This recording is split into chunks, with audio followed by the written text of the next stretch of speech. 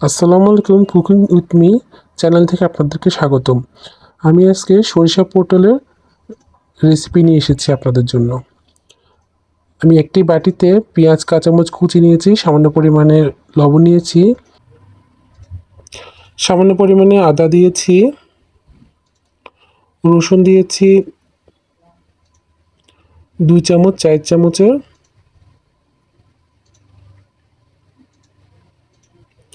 সামান্য পরিমাণে হলুদ দিয়েছি, সামান্য পরিমাণে মরিচের গুঁড়ো দিয়েছি, সামান্য পরিমাণে জিরে গুঁড়ো দিয়েছি,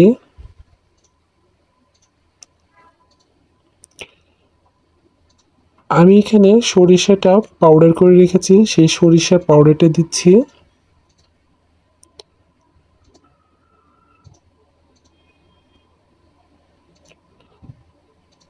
ভালো করে এখন আমি মশলাটা মেখে নিব এবং পটল ভাজির মাঝখানে দিয়ে দিব।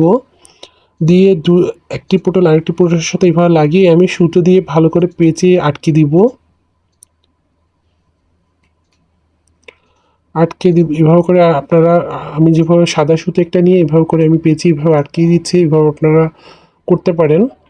এবং একটি হাঁড়িতে সরষের তেল দিয়ে আমি এক এক করে সবগুলো পটল দিয়ে দিব ভাজার জন্য। ভাজা হয়ে গেলে আমি কিছুক্ষণ পরে উল্টে পাল্টে নিব।